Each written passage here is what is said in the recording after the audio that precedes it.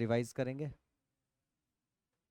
मुझे ये बताओ कि अगर एप्रोप्रिएशंस ज़्यादा हो जाएं अवेलेबल प्रॉफिट से, अगर एप्रोप्रिएशंस ज़्यादा हो जाएं अवेलेबल प्रॉफिट से, तो अपन क्या करते हैं? जो अवेलेबल प्रॉफिट होता है उसको डिस्ट्रीब्यूट करते हैं किस रेशियो में? एप्रोप्रिएशंस के रेशियो में। और ये एप्रोप्रिएशन का रेशियो कैसे निकालेंगे?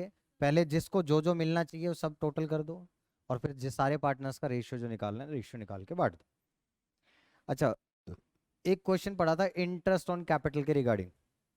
इंटरेस्ट ऑन कैपिटल हमेशा किस पर कैलकुलेट होता है? ओपनिंग कैपिटल पर। आफ्टर कंसिडरिंग, ये लाइन मत भूल जाना, after considering introduction and withdrawal of capital. हमेशा ध्यान रखेंगे ओपनिंग पे तो निकलेगा पूरे साल का, बट आपके पास इंट्रोडक्शन और विड्रॉल है तो जितना इंट्रोडक्शन होगा तो प्लस रिमेनिंग पीरियड का इंटरेस्ट, अगर विड्रॉल होगा तो माइनस रिमेनिंग पीरियड का इंटरेस्ट। कोई दिक्कत यहां तक? समटाइम्स हमें ओपनिंग कैपिटल ना देकर क्या दे देता है? Closing capital. उस केस में पहले अपने को क्या निकालना पड़ेगा? ओपनिंग कैपिटल निकालनी पड़ेगी। और ओपनिंग कैपिटल कैसे निकालेंगे? Bye preparing partners capital account. किस मेथड से बनाओगे? जो भी मेथड होगा क्वेश्चन में, फिक्स्ड होगा तो फिक्स्ड और फ्लक्चुएटिंग होगा तो फ्लक्चुएटिंग। फिक्स्ड के अंदर तो दो ही ट्रांजेक्शन्स आती हैं, सिर्फ introduction and withdrawal of capital, जबकि फ्लक्चुएटिंग के अंदर सारी ट्रांजेक्शन्स आएंगी। कोई दिक्कत है इसमें? फिर अपन ने बात करी कि जब ओपनिंग कैपिटल आ जाएगी तो उस ओपनिंग कैपिटल पर इंटरेस्ट निकालेंगे after considering introduction and withdrawal of capital. ये बात समझ में आ गई थी। इसमें एक पॉइंट और पड़ा था, अगर पार्टनरशिप डीड में ये तो कह रखा है कि इंटरेस्ट ऑन कैपिटल देना है, कितने % से देना है, बट ये नहीं कह रखा कि इसको चार्ज ट्रीट करो या एप्रोप्रिएशन ट्रीट करो, तो इसको अपन क्या मानते हैं? एप्रोप्रिएशन। और एप्रोप्रिएशन का मतलब क्या है? प्रॉफिट होगा तो देंगे, कम होगा तो कम देंगे, और नहीं होगा तो नहीं देंगे। तो एक क्वेश्चन किया था अगर याद है, 1200 प्लस 600 इंटरेस्ट आ रहा था 1800, अवेलेबल प्रॉफिट कितना था? 1500। तो एप्रोप्रिएशन ट्रीट किया फर्स्ट पार्ट में, लिखा था when there is no agreement except to the interest on capital. मतलब और कुछ नहीं बताया कि इसको चार्ज ट्रीट किया या एप्रोप्रिएशन, तो उस केस में अपन उसको क्या मानकर चलते हैं? एप्रोप्रिएशन। और अब मैक्सिमम कितना दे सकते हैं अपन? 1500 दे सकते हैं इस क्वेश्चन में। और 1500 को किस रेशियो में बांटोगे? मैंने बताया था जब एप्रोप्रिएशन ज्यादा हो जाती है इन द एप्रोप्रिएशन ज्यादा हो जाती है अवेलेबल प्रॉफिट से, तो उस केस में अवेलेबल प्रॉफिट को किस रेशियो में बांटेंगे? Ratio of appropriation. तो यहाँ पे रेशियो ऑफ एप्रोप्रिएशन क्या था? 2:1, जबकि आपका पीएसआर क्या था? 3:2 या 3:2 जो भी था। तो अपन उसमें नहीं बांटेंगे, अपन किस में बांटेंगे इसको? 2:1 रेशियो ऑफ एप्रोप्रिएशन। समझ में आ गई थी बात?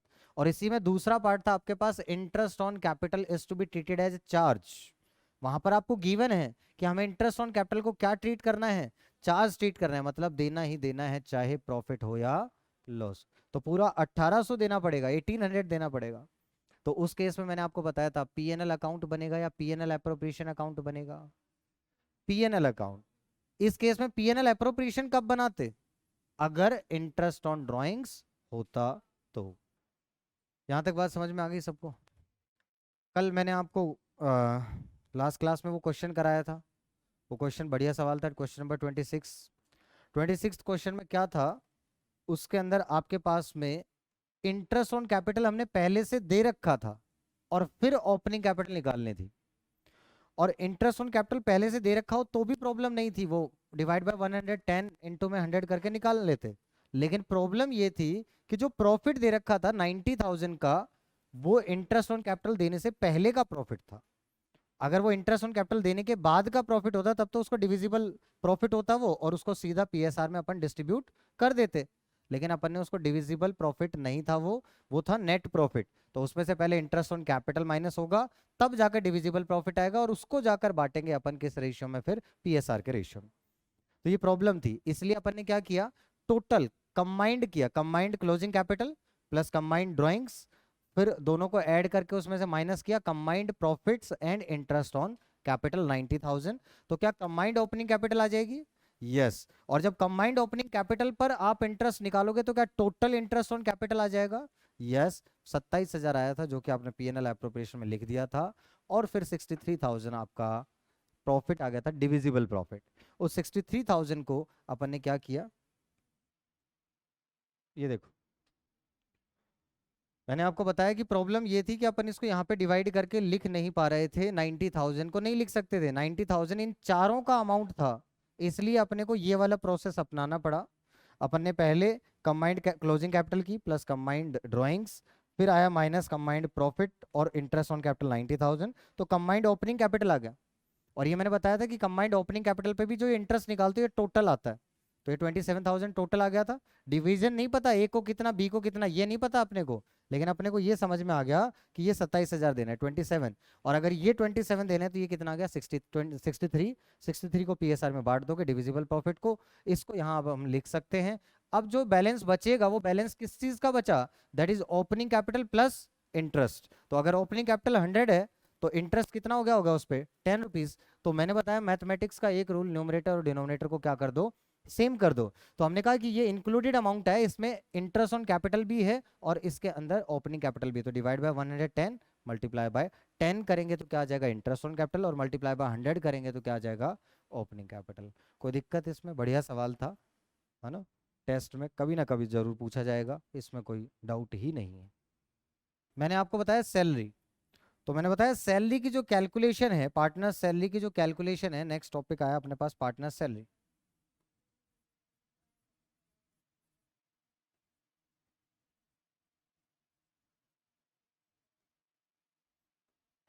तो पार्टनर सैलरी जनरली क्या होता है, अमाउंट्स में गिवन होता है।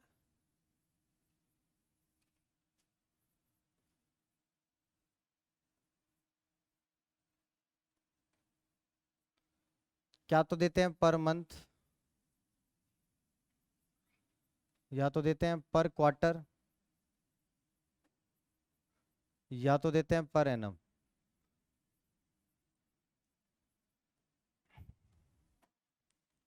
पर मंथ है तो मल्टीप्लाई 12 से कर दो, पर क्वार्टर है तो मल्टीप्लाई बाय 4 कर दो, और इसमें तो करने की जरूरत ही नहीं है। समझ में आ गई बात। सैलरी में तो कुछ है ही नहीं, सैलरी की कोई कैलकुलेशन नहीं, एंट्रीज आपको आती हैं। पार्टनर सैलरी क्या है पार्टनरशिप फर्म के लिए, एक्सपेंस या इनकम, एक्सपेंस कौन सा अकाउंट, नॉमिनल अकाउंट, क्या करेंगे डेबिट, पार्टनर्स रेमनरेशन या पार्टनर सैलरीज अकाउंट डेबिट, किसको देंगे पार्टनर्स को देंगे तो उनके कैपिटल को बढ़ाएंगे टू पार्टनर्स कैपिटल, और फिर जितने नॉमिनल अकाउंट होते हैं उनको राइट ऑफ करते हैं। तो पार्टनर सैलरी डेबिट था तो अब राइट ऑफ करने के लिए क्रेडिट करेंगे तो टू पार्टनर सैलरी, और ये अप्रोप्रिएशन है तो किस में जाएगी PNL appropriation account to partner salary. Clear यहाँ तक। अब अपने पास दूसरी बात थी इसमें partners commission.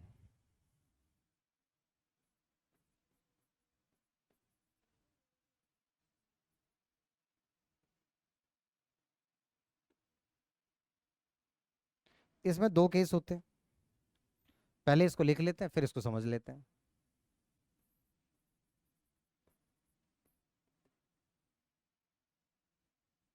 Percentage of net profit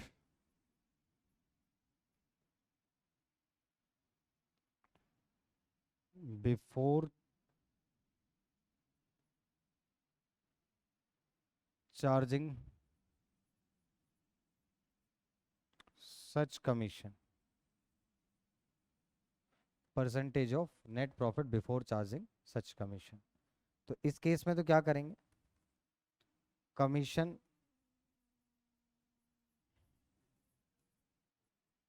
equals to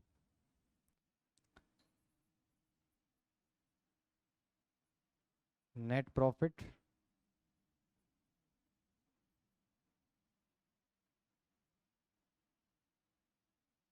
before commission into में rate upon 100। Case number 2,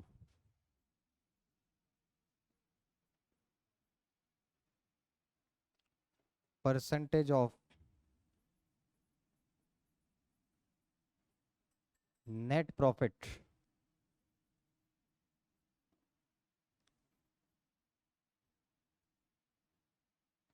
after charging such commission.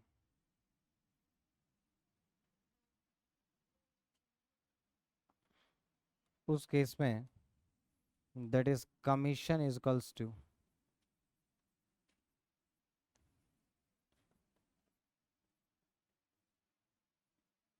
Net profit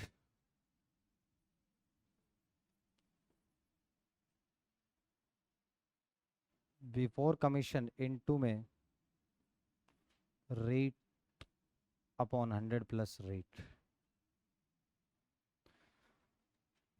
इसमें भी वही कॉन्सेप्ट यूज होता है कि जैसा न्यूमरेटर है वैसा ही डिनोमिनेटर बना दो।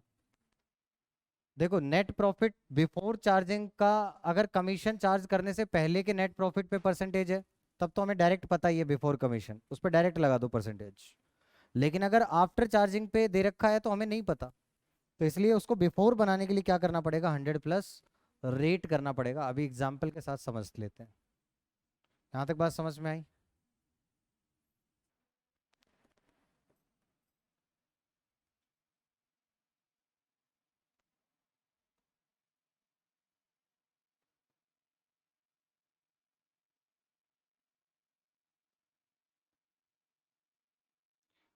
ट्रेडिंग पीरियड पहले मैनेजर्स कमीशन करते थे अपन। मैनेजर्स कमीशन का केस समझ लेते हैं, ये भी बिल्कुल सेम है। मैनेजर्स कमीशन का केस कैसे समझते थे, by gross profit 1,50,000 to sundry expenses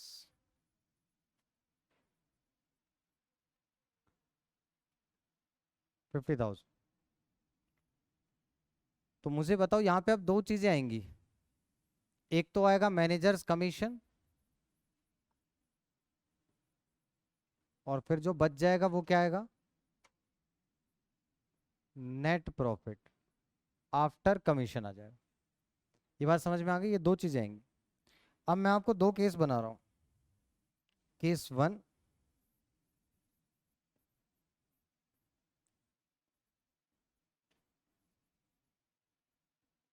managers commission is equals to 20% of net profit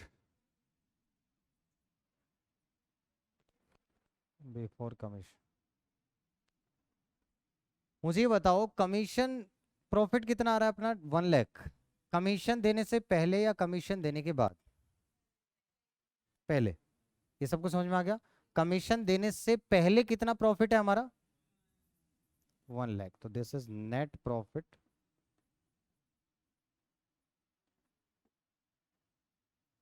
before commission. ये बात समझ में आ गई? अब देखो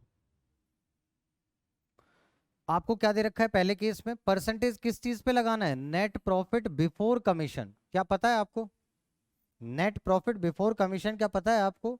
यस, कितना है, 1 लाख। तो क्या मैं डायरेक्ट लगा दूं 1 लाख पे 20%? तो दिस इज 20% ऑफ 1 लाख। कितना आ गया, 20,000। तो बताओ 20,000 मैनेजर्स कमीशन कितना आ जाएगा, 20,000, और नेट प्रॉफिट कितना आ जाएगा, 80,000। तो जो नेट प्रॉफिट 80,000 आएगा वो क्या होगा, net profit after commission.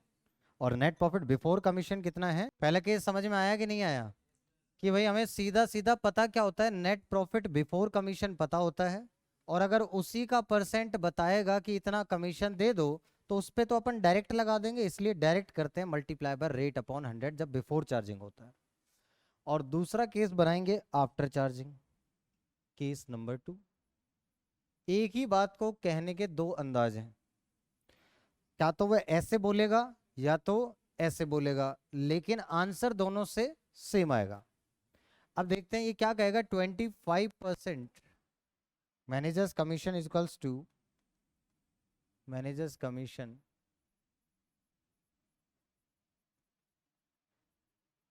This is 25% of net profit after charging commission, या कह सकता हूं आफ्टर कमीशन। बात एक ही, आफ्टर चार्जिंग लिखो। अब मुझे बताओ किसका परसेंटेज बोला इसने, नेट प्रॉफिट आफ्टर कमीशन। अब इसको भूल जाना फिलहाल, यहां तक का ध्यान रखना। अब मुझे बताओ क्या हमें net profit after commission, commission देने के बाद का नेट प्रॉफिट क्या अपने को पता है या नहीं पता? नहीं पता। अगर नहीं पता तो इसको अब एज्यूम करना पड़ेगा कि मान लेते हैं एक्स तो हम छोड़ दिया हमने, एक्स ना हमने इसको 100 मानेंगे, तो मान लेते हैं कि नेट प्रॉफिट आफ्टर कमीशन कितना है? 100। लेट कर लिया कि ये कितना है? 100। तो अगर ये 100 होगा तो इस पर कमीशन कितना होगा बता सकते हो? 25%। तो कमीशन कितना हो जाएगा? 25। इस बात में कोई डाउट किसी को? कमीशन देने के बाद अगर प्रॉफिट 100 है तो कमीशन देने से पहले प्रॉफिट कितना होगा? कितना होगा? नेट प्रॉफिट बिफोर कमीशन बताओ कितना होगा? क्या बात समझ में आई? 25 रुपए कमीशन देने के बाद हमारे पास 100 रुपए बचे हैं, तो 25 रुपए देने से पहले कितने थे? 125। समझ में आ गई बात? किसी को कोई डाउट इस बात में? अब मैथमेटिक्स का एक ही रूल, न्यूमरेटर और डिनोमिनेटर सेम बना दो। अब मुझे बताओ जो अपने को पता है, ये क्या पता है? 1 lakh net profit before commission, क्या पता है? Net profits before commission. तो इसको किससे डिवाइड करना चाहिए? 125 से डिवाइड करना चाहिए। क्या निकालना है आपको? कमीशन। किससे मल्टीप्लाई करना चाहिए? 25 से। तो यही तो हुआ, that is rate upon 100 plus rate. तो ये हो गया 1 लाख, ये 125 है, तो 25 कितना होगा?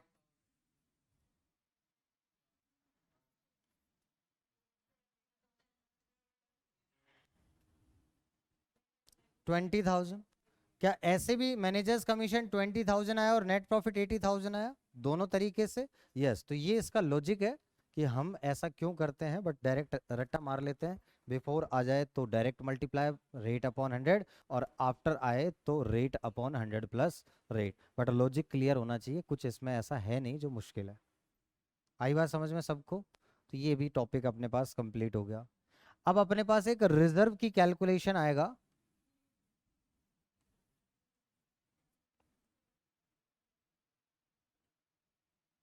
Reserve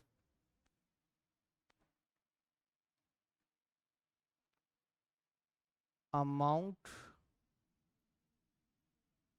to be transferred to reserve is generally given as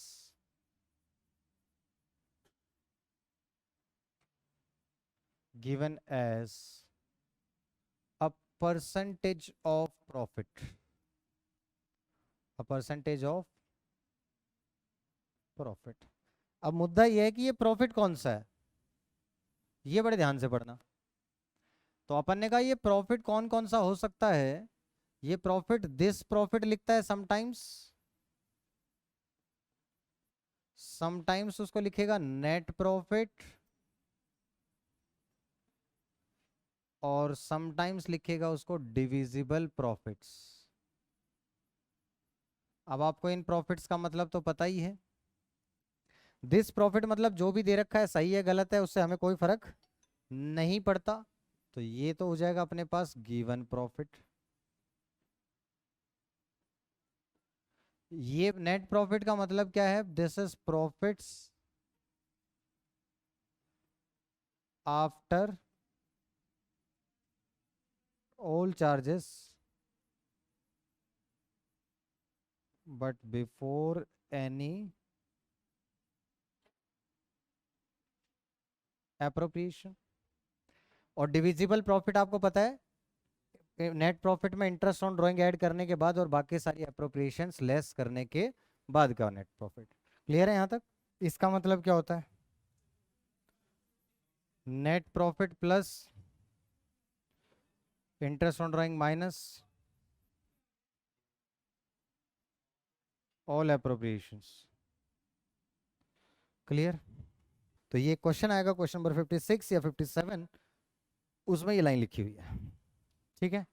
आगे बात समझ में? देखो जरा, अगर profits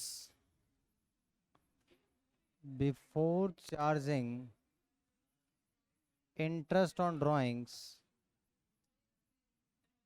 but after making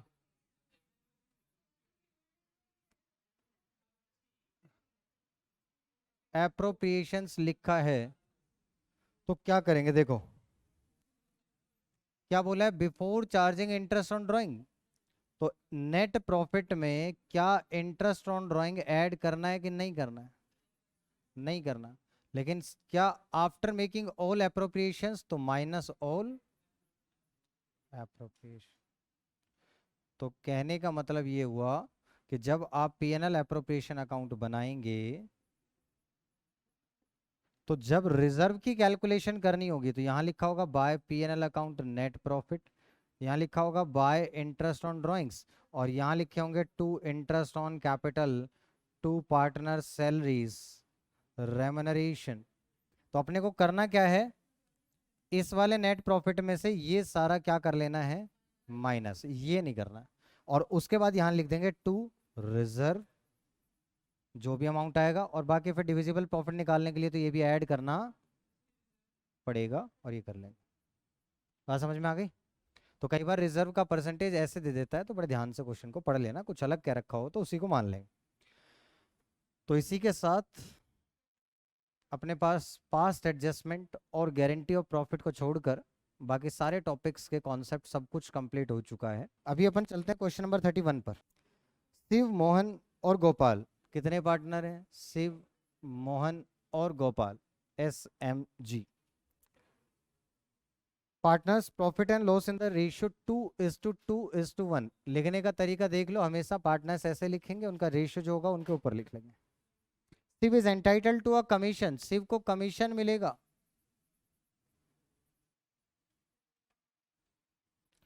10% on the net profit. Net profit पर 10%। ठीक है। Net profit for the year दे रखा है आपके पास, net profit for the year this is 1,10,000। तो मुझे बताओ, क्या कमीशन डायरेक्ट निकल जाएगा इसमें? तो नेट प्रॉफिट के ऊपर 10% और नेट प्रॉफिट गिवन है, तो डायरेक्ट आ जाएगा आपके पास सेव्स commission.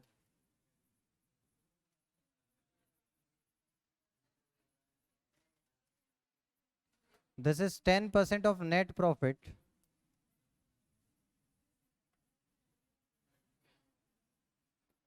This is 10% of 1,10,000 11,000। Question number 32।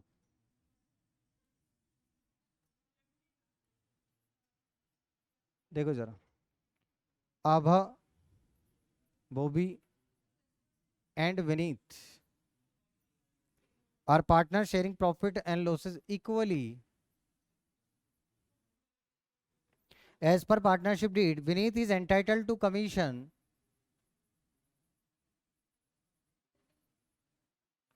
10% of the, Vineet को मिलेगा 10% of net profit after charging such commission.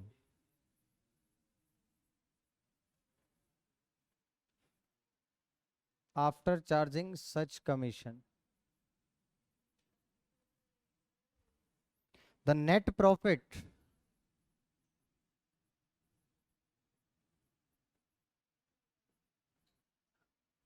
Before charging commission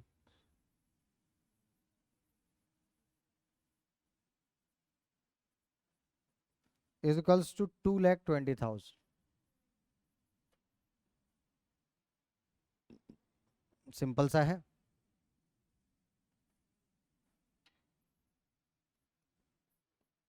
क्या करें? बोला है आफ्टर चार्जिंग सच कमीशन, पता क्या है? Before charging. तो आफ्टर को क्या मान ले, अगर 100, तो कमीशन कितना होगा 10, तो बिफोर कमीशन कितना हो जाएगा 110। तो अपन डायरेक्ट कह सकते हैं विनीत्स कमीशन।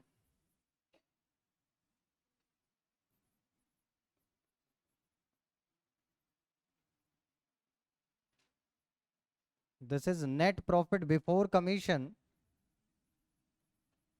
ये तो हमें यही पता है।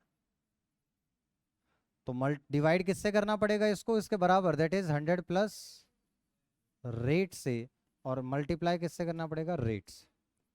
तो ये हो गया आपके पास, दिस इज 2,20,000, रेट कितना है अपने पास 10%, तो दिस इज 100 प्लस 10, कितना आ जाएगा 20,000।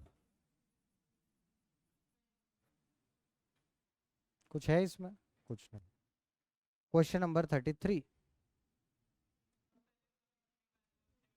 ABCD पार्टनर्स हैं in a firm sharing profits in the ratio 4:3:2:1.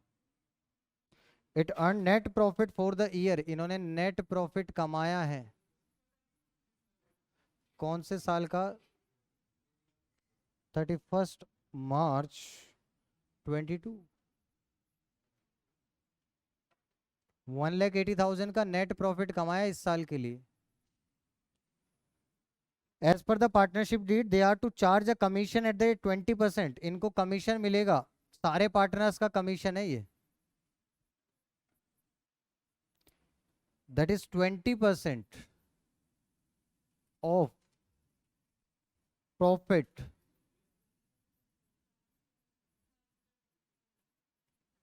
After charging such commission. जिसको इस कमीशन को ये किस रेशियो में बांट लेंगे, 2:3:3। तो सबसे पहले तो टोटल कमीशन निकाल दो, देखो जरा, टोटल कमीशन, देखो नेट प्रॉफिट दे रखा है, ये आपके पास कमीशन देने से पहले है, तो अपन क्या करते हैं, net profit before commission multiply by rate upon 100 plus, क्योंकि ये बिफोर है और अपने को परसेंटेज दे रखा है आफ्टर पे, तो ये हो जाएगा 1,80,000 पर 20% है, तो 20 अपॉन 120, वो बिफोर कमीशन होगा, कुछ नहीं लिखे तो वो net profit before commission, commission देने से पहले। तो ये कितना आ जाएगा अपने पास 30,000, और इस 30,000 को ये आपस में A B C और D बांट लेंगे कमीशन को 2:3:2:3 में, 5-5-10, तो 6,000, 9,000, 6,000, कोई दिक्कत इसमें। अच्छा आगे इन्होंने बोला you are required to show appropriations of profit among the partners, तो अपने को क्या और बनाना है बताओ, अब अपने को क्या बनाना है इसमें, P&L एप्रोप्रिएशन। अब आपको ये है कि क्वेश्चन अपने को टेंशन नहीं, कॉन्सेप्ट सारे आते हैं अब अपने को, अब तो सिर्फ क्वेश्चन करते चले जाना है, फटाफट हो जाएंगे। P&L appropriation account for the year ending on 31st of March 22। सबसे पहले क्या आएगा अपने पास, that is by P&L account, ठीक है, क्योंकि ये जो नेट प्रॉफिट होता है, पता है ये नेट प्रॉफिट कौन सा है, वो मैनेजर्स कमीशन वाला होता है, तो उसमें लिखा होता है बिफोर कमीशन आफ्टर कमीशन। यहाँ जो नेट प्रॉफिट है वो तो हमें पता ही है ना कि पार्टनर को कमीशन देने से पहले ही होगा, क्योंकि पार्टनर्स कमीशन क्या एप्रोप्रिएशन, और नेट प्रॉफिट क्या होता है बिफोर एनी एप्रोप्रिएशन, तो इस वजह से इसमें तो डायरेक्ट क्लियर होता है कि ये बिफोर कमीशन है, तो 180, और 2 पार्टनर्स कमीशन, तो ABCD total 6,000, 9,000, 6,000, 9,000, 2 profits, 2 profits transferred to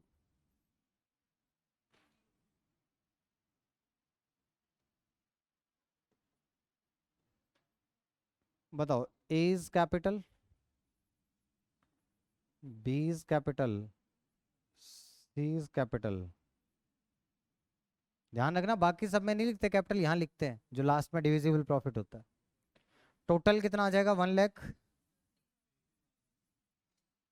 PSR 4321। तो ये कितना आ जाएगा आपके पास, 4 3 7 2 9 1 10, 15, 15 4 जा 60, 15 3 जा 45।